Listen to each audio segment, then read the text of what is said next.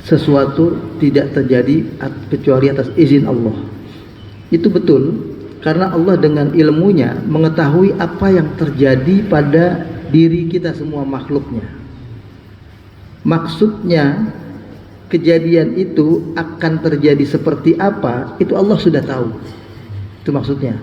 Tapi tetap kita sebagai manusia, kita diberikan ruang untuk bergerak sebetulnya. Seperti yang saya katakan dalam contoh di yang lalu itu, kita seperti dalam ruangan ini ada pintu. Kita bisa keluar, bisa tetap di sini. Itu yang disebut dengan ruang. Tapi Allah tahu kita semua. Ini si fulan ini karena di kantong kemihnya itu penuh. Allah tahu, ini bentar lagi keluar nih. Dia mau pipis dulu. Allah tahu. Tapi yang menentukan dia keluar dan tidak keluar itu dirinya dulu sendiri sebetulnya. Artinya dia memilih, saya tahan atau enggak, saya tahan aja deh gitu.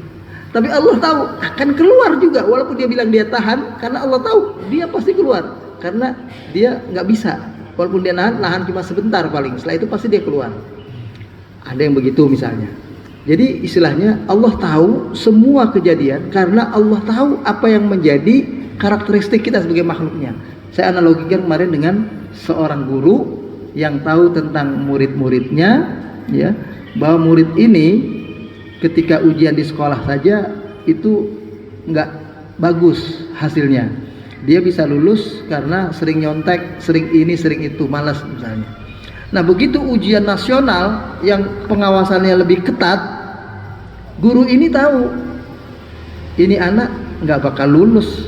Biasanya lulus itu karena dikasih kesempatan, dia nyontek, gurunya lihat didiamin aja. Kali ini pengawasannya ketat, nggak bisa nyontek, bakal nggak lulus. Si guru sudah tahu anak ini bakal tidak lulus. Tapi ketika anak itu tidak lulus, betul-betul hasilnya tidak lulus, itu bukan karena gurunya. Bukan karena gurunya tahu dia nggak lulus lalu jadi nggak lulus, bukan.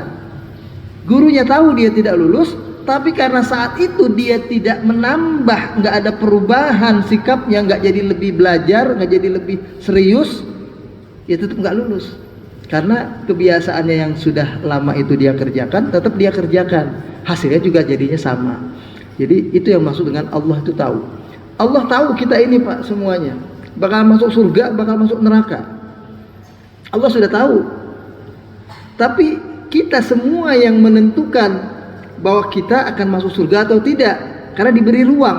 Ruangnya adalah bisa sholat, bisa tidak sholat, bisa memilih Islam, bisa memilih tidak Islam, bisa menjadi orang soleh atau tidak, kan memilih. Lain dengan kita nggak bisa ke masjid itu karena diikat. Kok bisa ke masjid? Diikat, kenapa nggak bisa keluar dari rumah misalnya? Ternyata bebas, kita mau keluar mau tidak keluar. Nah yang disebut Allah menentukan itu kita tidak tahu. Ketentuan Allah itu pastinya kita nggak tahu. Yang kita tahu adalah ilmu Allah mengetahui apa yang menjadi akhirnya pilihan kita dan apa yang menjadi akibat pilihan perbuatan kita. Allah tahu, itu yang kita tahu dari Allah. Allah Maha tahu itu. Tapi ketentuan Allahnya kita nggak tahu. Kita nggak bisa mengatakan kalau gitu percuma dong kalau saya sudah ditentukan masuk neraka, saya sholat. Dari mana tahunya? Kita sudah ditentukan Allah masuk neraka. Dari mana? Nggak ada yang tahu. Ya, karena tidak tahu itulah tetap harus berbuat. Dan ketika pertanyaannya kaitannya dengan orang yang zalim, berarti perbuatan orang zalim itu bisa terjadi. Iya, dengan izin Allah terjadi. Buktinya sahabat Nabi Khabbab itu Ammar bin Yasir, bapaknya mati, ibunya mati, disiksa karena dia bertauhid. Kalau Allah perhatikan, jangan disiksa dong, jangan sampai dia sakit. Padahal tidak, ya, dia tetap sakit, dia tetap disiksa. Itu ternyata supaya jadi pelajaran buat kita. Memang dia saat itu sakit dan biasanya Allah itu menolong. Allah itu menolong hambanya yang akan disiksa itu dengan dilepas ruhnya lebih dahulu sebelum dia mati, dalam arti mati yang kita ketahui. Jadi seperti Nabi Zakaria yang kita tahu itu disembelih ketika bersembunyi di balik pohon itu, pohonnya digergaji begitu dan dia mati di situ. Itu Allah sudah cabut ruhnya. Ruh kalau sudah dicabut, badan yang disiksa itu tidak ada rasa apa-apa. Allah jaga begitu. Kayak ada anak bayi misalnya kecelakaan jatuh misalnya, itu Allah sudah sabut nyawanya sebelum dia jatuh. Itu bisa terjadi begitu. Akhirnya begitu dia jatuh nggak ada rasa apa-apa, nggak ada rasa sakit apa-apa. Jadi seperti dia hanya dicabut nyawanya digigit semut itu, seperti orang yang mati syahid. Dan saya itu nyawanya seperti gigit semut diibaratkan. Jadi bagaimana kalau ada orang yang berbuat zalim? Kata Nabi, unsur akhaka zaliman aw madluman. Tolonglah saudaramu yang berbuat zalim dan yang dizalimi. Itu Nabi suruh begitu. Tolonglah saudaramu yang berbuat zalim dan yang dizalimi. Ya Rasulullah, al-madlum. Ya Rasulullah, kalau yang dizalimi kami tahu menolongnya, yaitu belain dia. Kalau kita punya kekuatan, kita belain dia, yang gitu kan, yang dizalimi. Fama balul zalim. Bagaimana orang yang zalim ditolong? Ternyata kata Nabi, khudil quwwah min indihi. Ambil kekuatan darinya, maka engkau menolong dia.